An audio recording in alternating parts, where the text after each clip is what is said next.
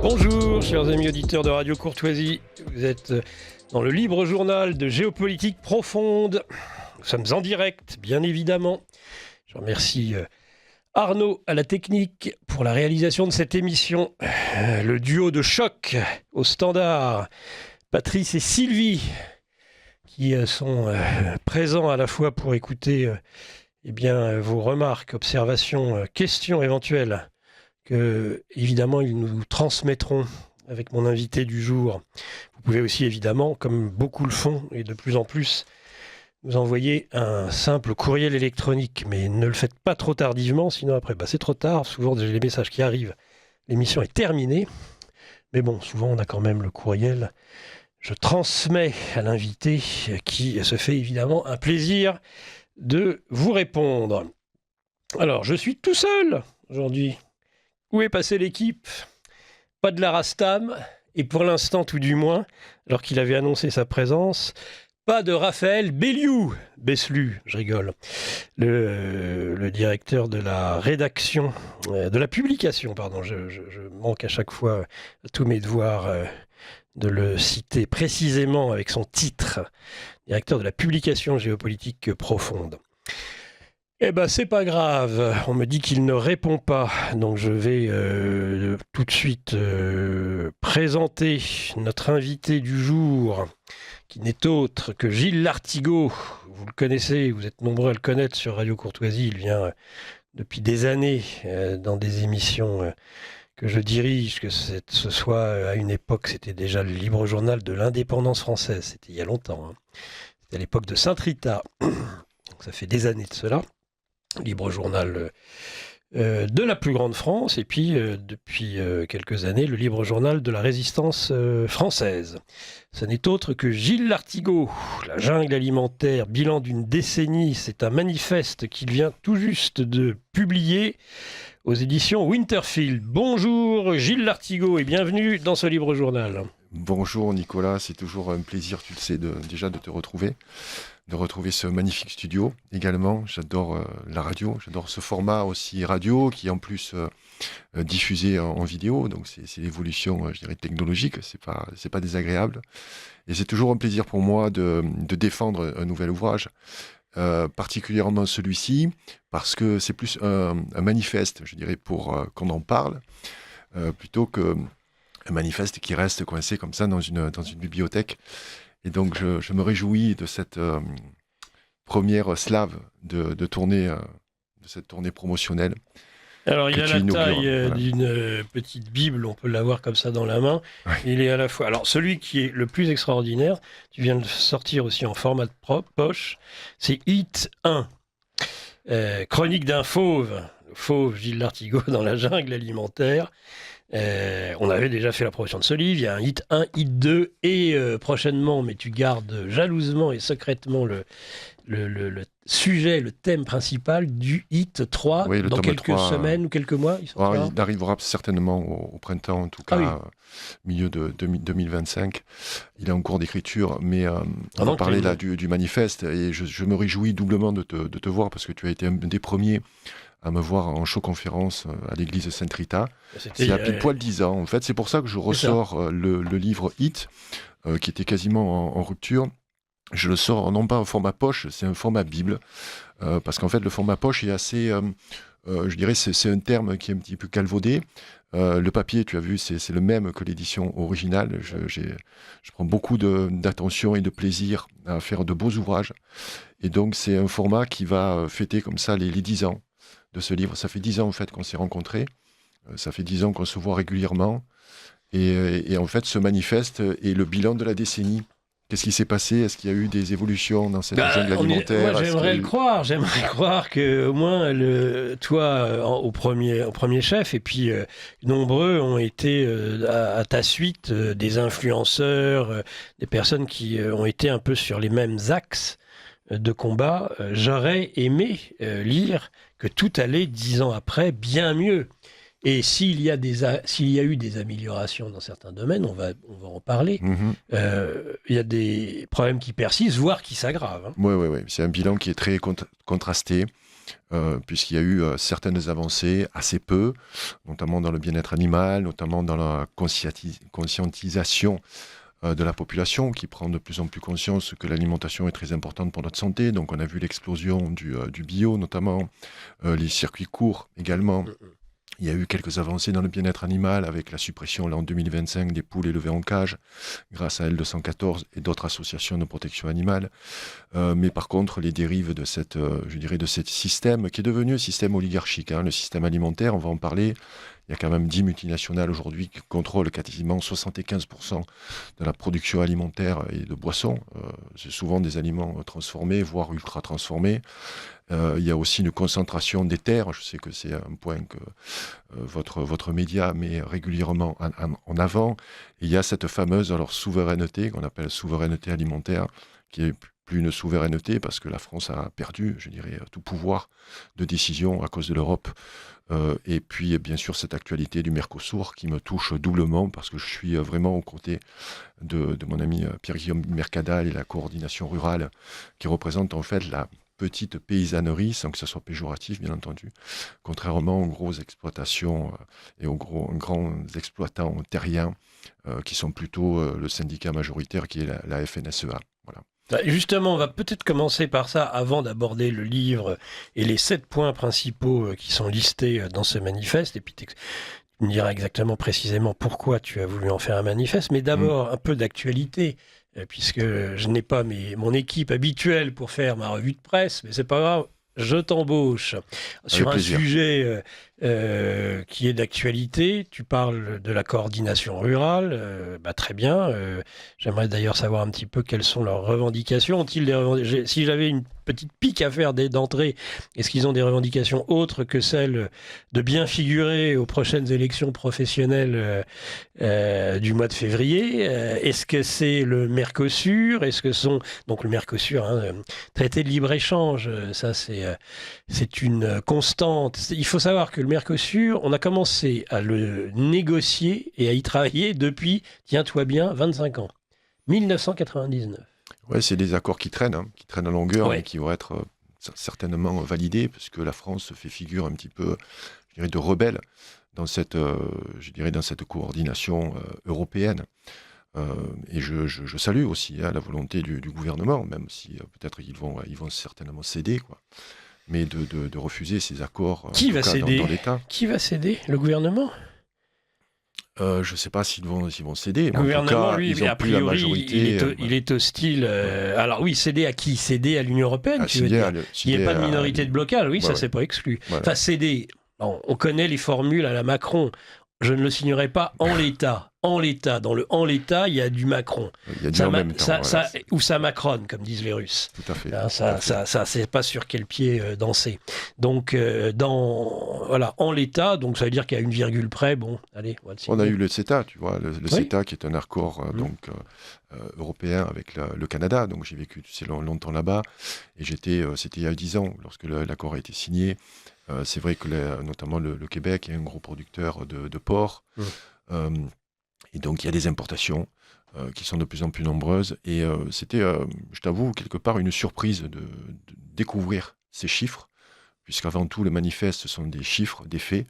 Il n'y a rien de rocambolesque, je dirais, dans mon écriture, par rapport aux 2 premiers, où je jouais vraiment sur le côté émotion.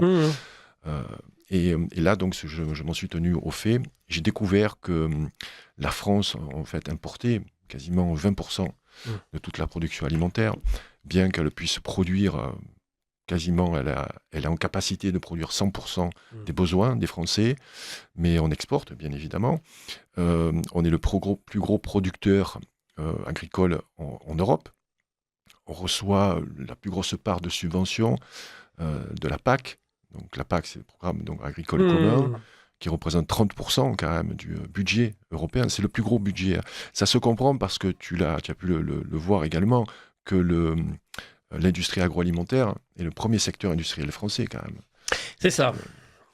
On va y venir sur ce livre, mais j'aurais vraiment aimé qu'on reste un peu sur l'actualité Du Mercosur? Je te sens te faufiler comme une anguille. Pas du tout, c'est pas mon style. Gilles, alors, réponds donc à ces questions qui inquiètent tous les auditeurs. Par exemple, est-ce qu'on va manger des farines d'insectes, par exemple? Les insectes sont nos amis. En fait, ce sont des sources de protéines. Hein. Moi, je ne vois pas pourquoi, je dirais, on balayerait comme ça d'un revers de main. Moi, je donne des verres de farine à mes poules. Hein. Ah, tes poules, d'accord. Voilà. tu nous en donnerais pas à nous, quand même. Si. Mais pourquoi pas? Pourquoi ça pas? ne te dérange pas? Parce qu'il y a beaucoup de gens qui sont outrés, quand même. Pourquoi? J'en sais rien, c'est il faut leur demander. C'est culturel. Bah oui. Lorsque tu vas, notamment en et Thaïlande, il y a des cricons, il y a des grillons qui sont grillés comme ça, tu vois. Donc, il y a des sauterelles également. Il y a des peuples qui mangent des insectes. Nous, culturellement, c'est vrai que culturellement, ça peut être un choc. Mais les farines, de toute façon, on mange des farines animales. Enfin, nos animaux mangent des farines animales. Ah oui, mais alors ça, c'est terrible. Là aussi, on ne sait pas ce qu'on mange, en fait. Espèces, après, on s'étonne. Mais pour moi, ça, tu vois, les farines à base d'insectes, ce sont des choses, en fait, qui sont très marketing. Voilà, on en parle. Pour moi, ce sont des épiphénomènes. Dans tous les cas, on voit que notre alimentation nous échappe de plus en plus. Et on a toujours le choix, en fait, de choisir ce que l'on mange, si tant est qu'on soit bien informé. Voilà, moi, je ne suis pas quelqu'un qui va, comme ça, plonger dans une actualité qui va s'éteindre dans quelques mois. Quoique les farines animales, ça fait déjà quelques années qu'on en parle. Donc tu vas valider le fait qu'on va tous en manger? Ah non, moi je ne valide pas, hein. Je ne suis pas forcément pour, mais je n'ai aucun pouvoir. Tu sais, je n'ai aucune velléité politique. Hein. Moi je suis juste... Non, mais tu es un lanceur d'alerte, alors il faut un lanceur d'alerte, ouais. Ces alertes ont déjà été lancées, ceci dit, mais... Oui, mais pour moi, il y a pire que je dirais, les farines à base d'insectes. Hein. Parle-moi des perturbateurs endocriniens, parle-moi de la chimie qui est dans nos aliments, non, mais moi, parle-moi aussi de l'addiction. Sur le Mercosur, j'aimerais qu'on reste sur un traité de libre-échange et ses conséquences. Tu dis qu'en effet, la première industrie française, c'est l'agroalimentaire.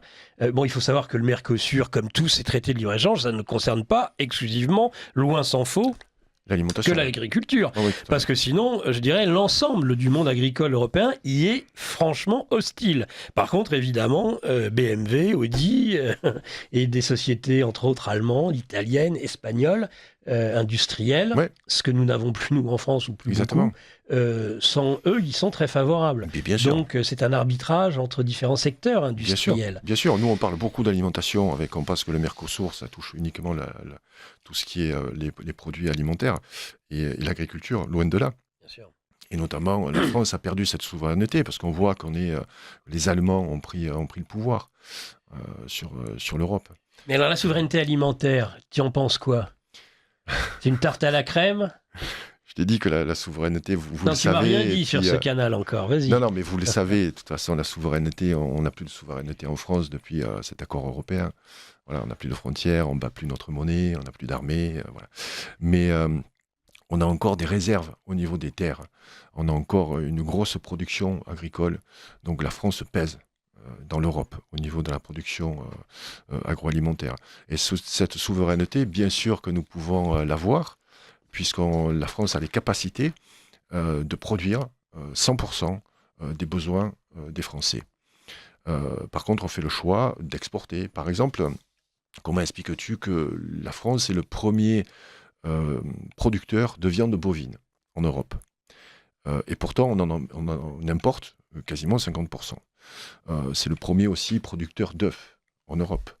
Donc là aussi, premier producteur, parce qu'il y a des fermes qui produisent donc de façon intensive des œufs. Tu sais que je suis contre donc les élevages intensifs. Oui. Moi, j'appuie. Voilà. Donc cette souveraineté alimentaire, bien sûr que nous pouvons l'avoir. Et nous l'avons sur le papier. Après, tout ça, ce sont c'est une volonté politique. Donc cette souveraineté alimentaire, dans tous les cas avec le Mercosur, elle va être mise à mal, puisque tu vas importer des produits qui vont avoir des normes beaucoup plus libérales et flexibles que celles que l'on propose, que l'on oblige nos paysans et nos producteurs français. C'est des produits qui vont être beaucoup moins chers, et on sait qu'aujourd'hui, avec la paupérisation de la France, et notamment de cette fameuse classe moyenne, on va choisir l'alimentation la moins chère. Et ça, je le dénonce depuis 10 ans. En fait, ce manifeste vient appuyer le combat que je mène depuis une dizaine d'années avec HIT. Et donc, c'est juste, ce sont des chiffres qui prouvent qu'aujourd'hui, cette dérive de l'industrie agroalimentaire perdure et ne fait que s'amplifier. Et on voit que aujourd'hui, c'est un secteur qui doit produire de l'argent, comme tous les secteurs industriels, mais de l'argent en contrepartie d'une mauvaise santé. Je t'assure, on va passer beaucoup de temps sur ton livre. Alors, on m'annonce que Raphaël Beslu est arrivé dans le studio virtuel. Donc nous allons déjà le saluer, c'est la moindre des choses sur Radio Courtoisie. Nous sommes courtois. Bonjour Raphaël, comment ça va? Bien. Bonjour Nicolas, bonjour Gilles Lartigot. Désolé pour le retard, petite urgence de travail. Quelle bonne mine. Un peu fatigué. À peine. Mais je sais pas, Gilles peut peut-être le voir à l'écran. Étant un grand fan de Gilles Lartigot, j'ai même son petit t-shirt. Oh, magnifique. Dont on se demandait si ça allait marcher, parce qu'on se disait, mais ça va faire peur. D'ailleurs, j'en avais certains qui me disaient à l'époque, oui, mais bon, quand même, ça certes, c'est un fauve, mais et en fait, ça a marché. Étrangement. Mais moi aussi, je fais du merchandising, il n'y a pas que GPTV qui fait du merchandising. Je te remercie, Raphaël, ça me fait vraiment plaisir de te voir. Et merchandising, c'est 1 euro dans le cochonnet. C'est 1 euro dans le cochonnet. On est sur Radio Courtoisie. Mais alors, on est embêté parce que HIT, en fait, le titre est en anglais. Du BRL et de la francophonie. Alors donc ça va nous coûter cher cette promo, non, alors. Le titre, non. Par contre, tous les anglicismes. Donc je vais normalement, c'est Lara qui comptabilise et puis après, on amène le cochonnet en fin d'émission. Ok. Je suis prêt, j'ai la petite monnaie dans ma poche. Ah, bah ça tombe bien. Alors, qu'est-ce que nous dit cette auditrice? Je suis là, dit l'auditrice. Bonjour Nicolas, la technique et votre invité. Je suis à l'écoute et ne manquerai pas de poser des questions aussi pertinente que possible, si c'est possible, et si j'en suis capable. Première question, comment faites-vous pour être sur tous les fronts avec un tel dynamisme et enthousiasme? Bravo. Bah regardez, j'épuise même, pourtant je suis le plus vieux de la bande, hein. Mais de mon équipe, il y en a une qui n'est pas là et l'autre qui est arrivée en retard, vous voyez. Donc le dynamisme, évidemment que je l'ai, et ben je l'ai pour 3, même quand il le faut. Mais voilà, ça y est, je suis content, j'ai Raphaël qui est arrivé, et j'ai dit directeur de la publication, enfin je me suis repris à 2 fois. Très bien, merci.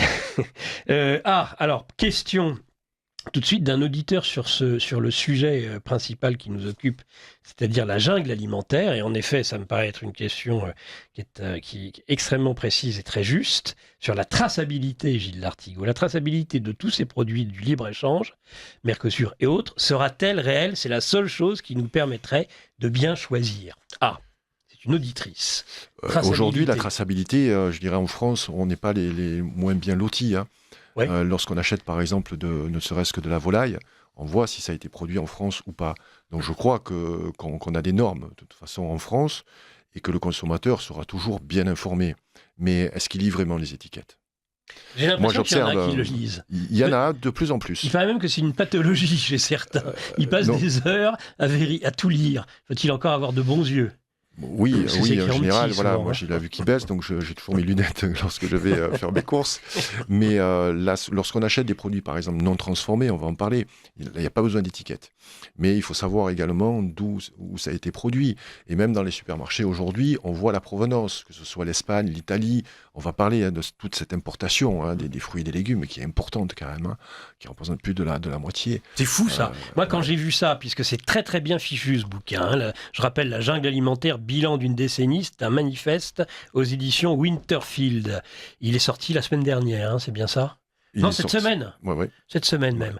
Il y a alors, à chaque fois, sur les 7 points, avec un hashtag, il faut sacrifier à la mode du hashtag, il y a 4-5 points, c'est ça? 4-5 points rappelés. Alors ça, ce qui est énorme, sur la souveraineté alimentaire. On importe, tenez-vous bien, 75% des poissons, 56% des ovins, et alors 60% des fruits, 40% des légumes, 35% des volailles, et 25% de porc pour notre consommation. J'ai bien dit, on importe, dit Lartigot. Mais donc, tout ça est noté. Je me permets de te faire juste une petite remarque. Tu parles de hashtag. Je ne sais pas si c'est comptabilisé dans le cochonnet, le hashtag. Mais j'en sais rien, mais moi, je suis d'une autre époque. Alors, voilà, mais c'est pas du hashtag, en fait. Je ne sais même pas mettre un hashtag sur Twitter. Moi, c'est en fait une mise en page. En fait, j'ai assuré avec mon éditrice, on fait tout nous-mêmes. Oui. Donc, c'est moi qui ai assuré aussi la mise en page avec elle. Donc, en fait, je dirais plutôt, c'est pas un hashtag, c'est juste une mise en forme d'un chapitre. Ça s'appelle un dièse, non? Mais c'est ça. C'est ça. Et donc, dans chaque chapitre, donc il y en a 7. Et donc, j'ai essayé de tirer 4 points importants pour chacun et pour chaque point et pour faciliter également la lecture. Et tu vois donc que cette importation, on était donc à l'importation des fruits et des légumes. Donc, c'est dièse 6, souveraineté alimentaire, aujourd'hui en France. Voilà. Et donc, si tu veux, c'est quelque chose aujourd'hui qui est prégnant et on a une bonne indication, que ce soit au supermarché ou même sur les marchés, de la provenance de ce que nous achetons. Voilà. Mais il faut être bien conscient que, par exemple, pour les fruits et les légumes, il y a eu une dérive en parlant tout simplement des tomates. Les tomates aujourd'hui qu'on trouve toute l'année dans les supermarchés, ce qui est complètement illogique. Les tomates, même si elles sont précoces ou tardives, c'est de printemps à novembre. Donc c'est pas toute l'année et surtout pas l'hiver. Tu vois. Donc bien entendu que cette mondialisation a favorisé les importations donc de produits étrangers. Les fruits exotiques, je ne t'en parle même pas. Mais bon, les fruits exotiques, c'est... Entendu. Ça, c'est normal qu'on les importe. Enfin, quoique, maintenant, il y a tout un tas de produits exotiques qu'on arrive à cultiver sous serre, non? Je ne suis pas un spécialiste des fruits exotiques, parce que j'en consomme assez peu. J'essaye de consommer des produits français. Parce qu'ils sont souvent c'est gorgé de sucre du fait du soleil. Je sais que tu es gourmand, Nicolas. On va en parler de la gourmandise. On va voir si tu as évolué sur ce point. Ça fait 10 ans que tu expliques que la gourmandise est un vilain... on sait que c'est un vilain défaut, mais je dis qu'aujourd'hui, j'ai trouvé la cause des causes en fait, de notre mauvaise santé. C'est qu'on mange plus par gourmandise que par nécessité. Ouais. Voilà, c'est pour moi vraiment la cause des causes. Donc aujourd'hui, on mange parce que c'est bon au goût et plus forcément parce que les aliments que nous mangeons répondent à des besoins physiologiques. Voilà, on ne sait pas ce qu'on mange en fait. Non, on est plus sur le goût parce que c'est le circuit de la récompense. Tu connais bien, tu travailles avec des addictologues, je crois. Oui, c'est l'addiction surtout. L'addiction à l'alimentation, pour moi, c'est la première des addictions. Comme je dis, en étant un petit peu provocateur, on est tous des junkies, et notamment les enfants. On est tous des junkies au sucre. Voilà, le sucre pour moi est le principal poison de notre alimentation moderne, un sucre qui est transformé, voire ultra transformé, et je prends toujours comme exemple les céréales. Voilà, les céréales qui représentent également cette mondialisation et surtout cette américanisation de l'alimentation, qui est arrivée avec le plan Marshall, qui est arrivé donc après-guerre, où les États-Unis ont envahi le marché européen de produits américains, de marques américaines également. Coca-Cola qui a été importé dès la Première Guerre mondiale, mais qui a explosé avec des concepts publicitaires très novateurs à l'époque, dans les années 50. Ils avaient des camions qui étaient peints, bien sûr, en rouge et blanc, avec ce fameux logo. Ils allaient distribuer dans les cafés ou les épiceries cette boisson qui était vendue comme une boisson thérapeutique, puisqu'il faut rappeler qu'à l'origine, Coca-Cola, il y avait des feuilles de coca. Oui. Donc, c'était une boisson dite thérapeutique. Ensuite, c'est devenu une boisson dite de loisir. Oui. Et c'est assez intéressant. Moi, l'histoire explique beaucoup de choses. Je regarde l'histoire et j'explique ce qui s'est passé avec mon prisme, le prisme de l'alimentation, et en prenant des exemples concrets, comme Coca-Cola et Kellogg's. Donc, après-guerre, donc Coca-Cola a explosé parce qu'il y a eu des budgets publicitaires énormes, et les céréales également, sont devenues en fait le petit déjeuner traditionnel aujourd'hui. En fait, c'est vraiment dans les mœurs. Nous, ça ne l'était pas à notre époque, on ne dira pas notre âge, mais quand on était, je dirais, adolescent, c'était plutôt pain, beurre, confiture, ou miel. Ouais. Moi, j'étais déjà... je voyais, c'était surtout mon petit frère qui se gavait de ce genre de Kellogg's. Dans les années 80, c'est arrivé début des années 80. Ouais. Ouais. Donc, il y a eu les cornflakes et après toutes les céréales. Donc, ce sont des céréales, en fait, qui sont faites Rice avec les Rice Krispies. C'est très intéressant, tu vois, parce que le riz... est nutritif. Voilà, le riz n'est pas une céréale, c'est une graine. Mais le problème, ce sont des céréales qui sont extrudées, c'est-à-dire qu'elles sont chauffées à très haute température pour en faire un liquide, pour les gonfler, pour en faire des formes, etc. Parce que le Rice Krispies ne sont pas des éclats de riz, si tu veux, c'est une pâte ensuite qui va être donc moulée. Mais tout est dans vraiment la pub, le nom Rice Krispies, c'est pour le garder en mémoire, aussi, c'est qu'ils ont réussi à nous l'engrammer. Et puis avec du lait. Et puis on rajoute du sucre. Le problème, c'est qu'on pouvait rajouter une montagne de sucre blanc. Bon, peut-être toi, mais bon, quand même, c'est assez sucré. Mais donc, ils ont rajouté, enfin, les Kellogg's Cornflakes, notamment, ont été inventés par les frères Kellogg's. Voilà. C'était au début du siècle. Et puis, c'était fait également pour calmer les ardeurs sexuelles de leurs patients, puisqu'ils avaient un sanatorium. Ils étaient adventistes, donc pas de sexe chez les Kellogg's.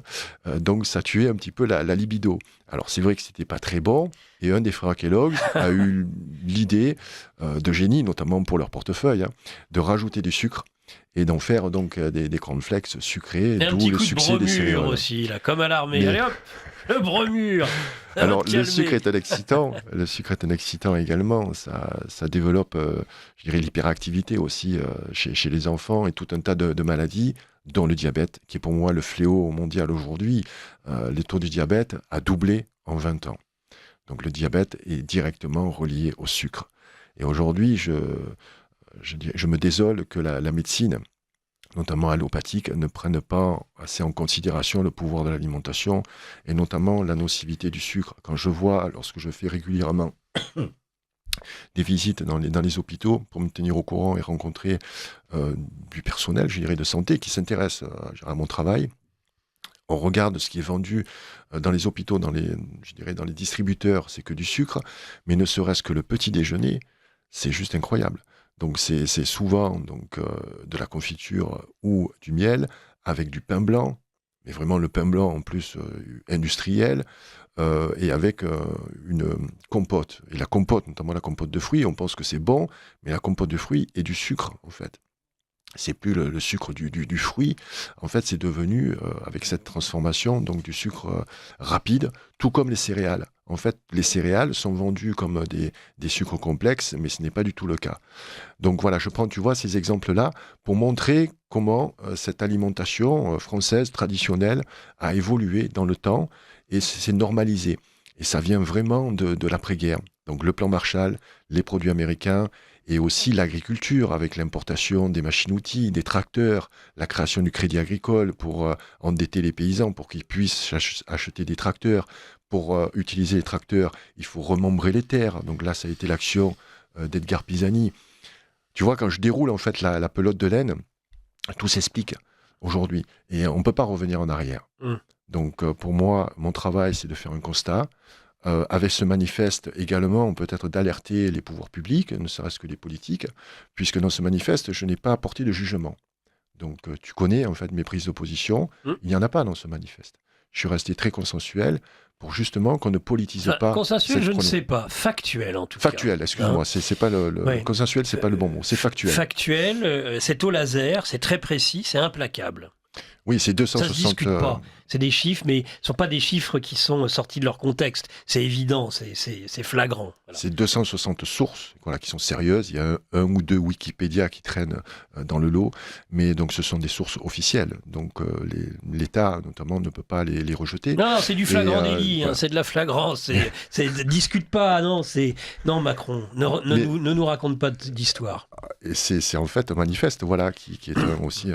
je dirais, une intention de ma part d'aller plus loin dans cette problématique, essayer de faire bouger les choses et surtout d'être une main tendue entre aujourd'hui une population qui se clive, notamment au niveau politique, entre la droite, la gauche. Je connais personnellement personne qui est au centre, mais c'est plutôt droite-gauche. On a du mal à se parler. Ce qu'on appelle le centre, c'est l'hypercentre, et c'est souvent les plus extrémistes, quand on voit les idées qu'ils véhiculent. Je ne voudrais pas dire, mais... Et, malheureusement, bien sûr que ce sont des affaires politiques, mais ça devrait faire consensus. en fait, à droite comme à gauche. Tu vois, par exemple, l'élevage intensif est porté par certains partis qui sont souvent des partis de gauche. Je pense au parti donc d'Emery Caron, qui est sous la bannière LFI. C'est la Révolution pour le vivant, la REV, qui porte des combats qui sont nobles au niveau de la vivisection, au niveau des animaux. Donc de l'élevage intensif, bien entendu. Mais bon, ce qui me gêne, c'est qu'ils sont antispécistes. Donc le terme antispéciste est relié au terme végan. Le véganisme, ce n'est pas un mode alimentaire, c'est un combat politique. Ce sont des gens qui veulent abolir toute exploitation animale. Pour moi, ce sont des combats utopiques. Il n'y a aucune emphase avec la réalité. Et à force d'être aussi extrême dans ces prises de position, il y a une forme de rejet d'une grande partie de la population. Moi, je voudrais être cette personne qui fait le relais, je dirais, cette main tendue, tu vois, entre des personnes qui vont s'accaparer un combat et le politiser. Un cochon, ça ne vote pas, que ce soit à droite ou à gauche.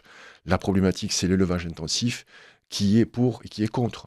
Il y a des personnes aujourd'hui qui me soutiennent, notamment mon ami Papacito, qui soutient la corrida, par exemple, qui va manger de la viande. Donc, c'est pas forcément, je dirais, ma tasse de thé, on est d'accord, mais je comprends, en fait, sa position, et c'est quelqu'un qui est contre l'élevage intensif. Lorsqu'il a lu Hit, il a appris certaines choses. Donc, on peut rassembler des personnes, même des personnes qui consomment de la viande. On n'a pas besoin d'être antispéciste pour aimer les animaux. Ces gens-là se sont accaparés l'amour que nous portons aux animaux. Pas que les animaux de compagnie, les animaux que l'on élève également. Je prends un exemple, tu vois, des personnes qui travaillent à la SPA et qui continuent à manger de la viande et pourtant ils aiment les animaux. Voilà. Alors, merci Gilles Lartigot. On rappelle le livre, allez hop, La jungle alimentaire, bilan d'une décennie manifeste aux éditions Winterfield. Et vous appelez à la mise en place d'un euro numérique. Absolument, absolument. Nos élites déroulent leurs plans contre nous. Mais nous aussi on a des plans contre eux. Déjà au travers de nos émissions avec une revue de presse économique pour faire le point avec vous, puis dans notre revue mensuelle avec des analyses financières et des solutions de décentralisation, et surtout dans notre stratégie anti-CBDC. Plus de 3 heures de contenu exclusif et gratuit pour apprendre concrètement à préserver votre épargne. Au programme, protection anti-crise, anti-banque, anti-État et bien d'autres solutions. Le temps joue contre nous, mais on peut se défendre.